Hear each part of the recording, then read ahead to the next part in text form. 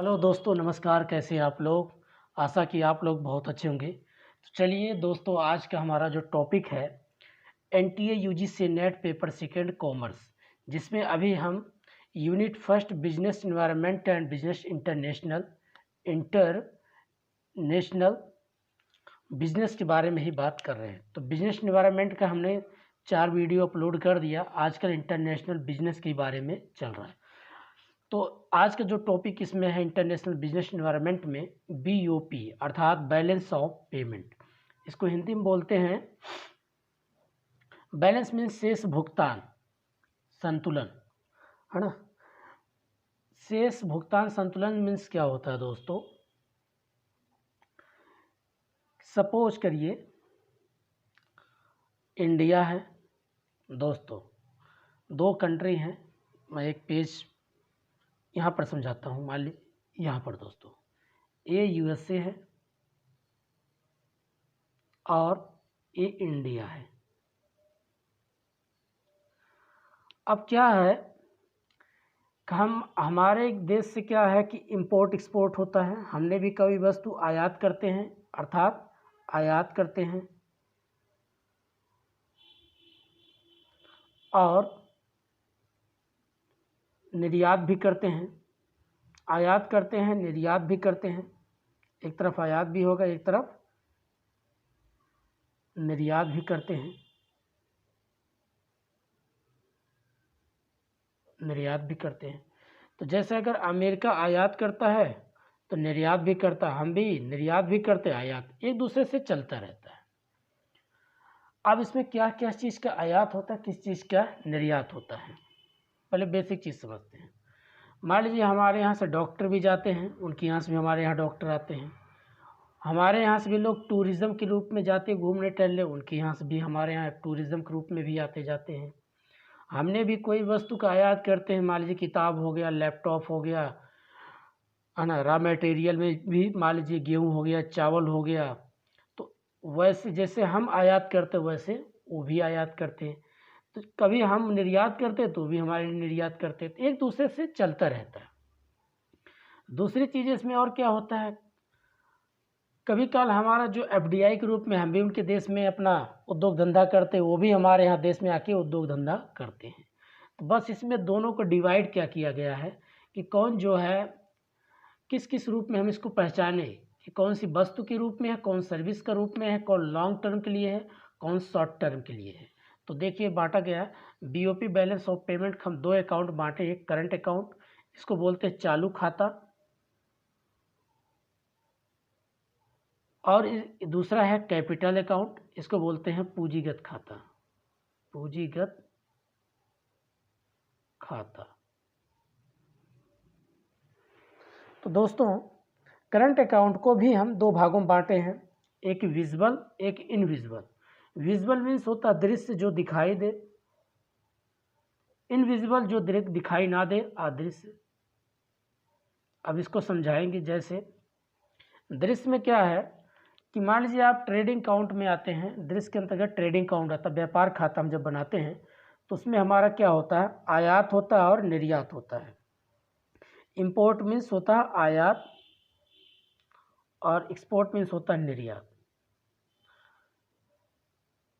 जैसे अगर हमने विजुअल मीन्स जो दिखाई दे, टेंजिबल गुड्स हो, जैसे अगर मान लीजिए हमने चावल जो है अमेरिका को भेजा तो चावल की बोरी तो दिखेगी, चावल भी दिखेगा, तो होता है वो विजुअल। अगर हमने क्या किया, उनसे चावल को आयात किया, मतलब खरीद के मतलब लिया, तो होता हमारे लिए आयात। अगर हमने चावल को भेजा तो होता है निर्यात। तो विजुअल अकाउंट को हम 2 भागों में बांटते हैं, अर्थात ट्रेड अकाउंट में आता है जिसको इंपोर्ट एक्सपोर्ट में दिखाया गया है। फिर एक आता है इनविजिबल जिसको अदृश्य अकाउंट कहते हैं, जिसमें दिखाई नहीं देता, जिसको सर्विस बोलते हैं। जैसे सर्विस क्या है कि एक डॉक्टर है, सर्विस देता, दिखाई देता नहीं। इनकम, आप इनकम किसी का आप दिखाई देती है, कितना सैलरी इसका बढ़ रहा है या सेवा के रूप में कितना पैसा कमा रहा है। जैसे इनकम मतलब क्या हो गया कि टैक्स के रूप में है, पूरे देश में लोगों के ऊपर कितना कर लग रहा है। एक देश से दूसरे देश को भी हम टैक्स देते हैं, जो टैरिफेरियन या नॉन टैरिफेरियन होते हैं, उसी कॉन्सेप्ट हम आगे बताएंगे। सर्विस पे हम बात करते हैं। इनविजिबल में सर्विस दिखाई देती है नहीं। और सर्विस कैसे, हम सर्विस का भी क्या करते हैं, करंट अकाउंट में दिखाते हैं। मान लीजिए आप अमेरिका जाते हैं तो वहाँ के लोग क्या करते हैं, आपको होटल देते हैं, आप वहाँ बढ़िया रहते हैं, खाना खाते हैं, घूमते हैं, तो आपको क्या दे रहे हैं, सर्विस दे रहे हैं, और आप उनको क्या दे रहे हैं, पैसे। वही जब अमेरिका के लोग हमारे देश में आते हैं तो हम उनको क्या करते हैं, होटल देते, खाना भी देते, घुमाते भी, टहलाते, तो हम उनको सर्विस देते हैं, वो हमें क्या देते हैं, पैसा। वही चीज़ इनकम हो गया। अगर कोई व्यक्ति अमेरिका में है, अगर वो कमाता है तो क्या होता है, उसके लिए क्या हो गया, वहाँ तो कमाया तो भारत में भेजे तो भारत के लिए क्या हुआ, इनकम। और ये अगर कोई अमेरिकन भारत में है, यहाँ से पैसा कमा करके अमेरिका भेजता तो उनके लिए क्या हुआ, इनकम।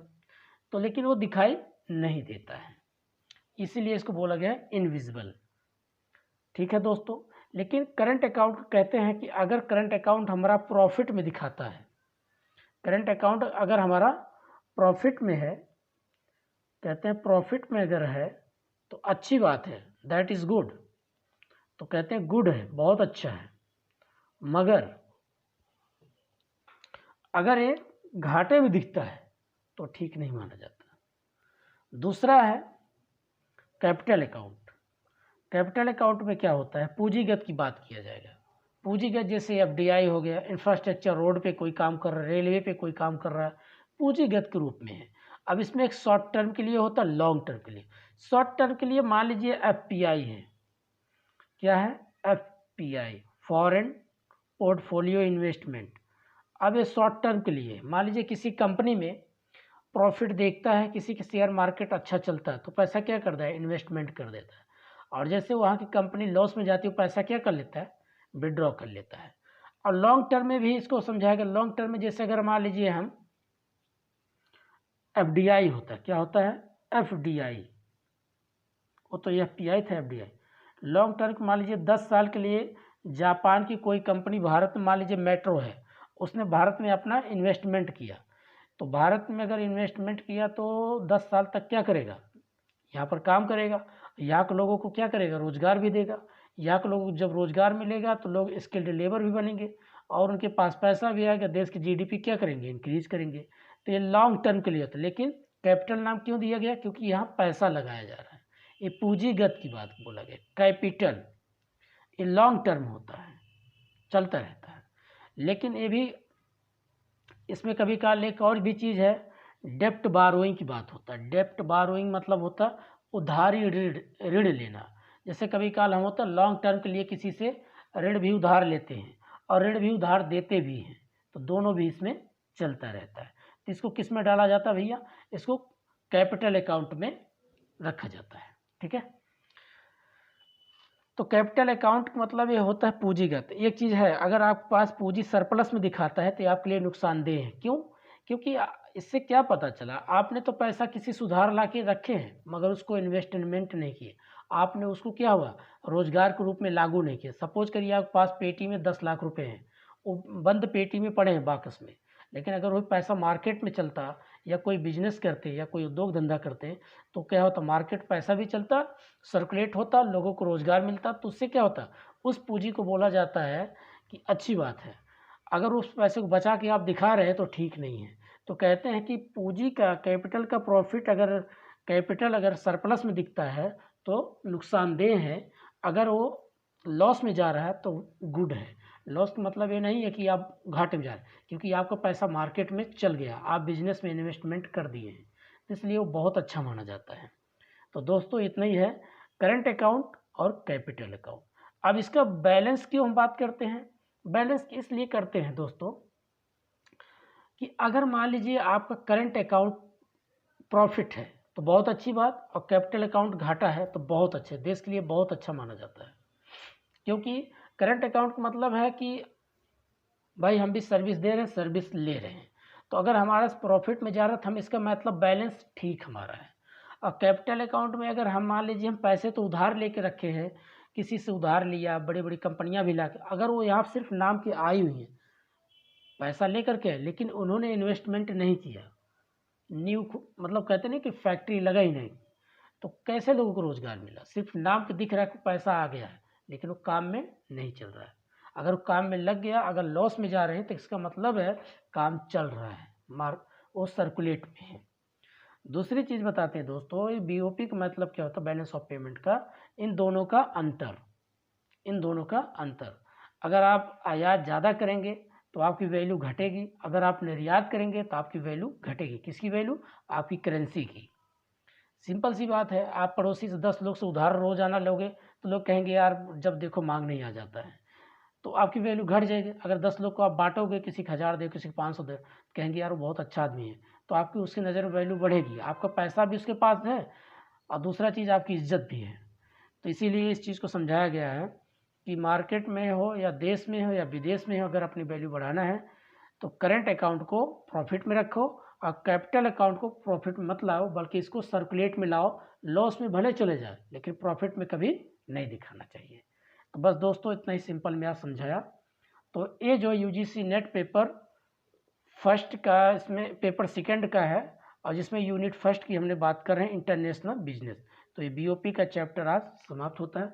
कल हम लेके आएंगे और थोड़ा सा इसमें बात करेंगे जिसमें नाफ्टा क्या है, साफ्टा क्या है, सार्क क्या है, आसियान क्या है, और थोड़ा बहुत इसके टूल्स हैं इंटरनेशनल इकोनॉमिक्स के, जैसे IMF क्या है, वर्ल्ड बैंक क्या है, WTO क्या है, इसके बारे में हम कल बात करेंगे।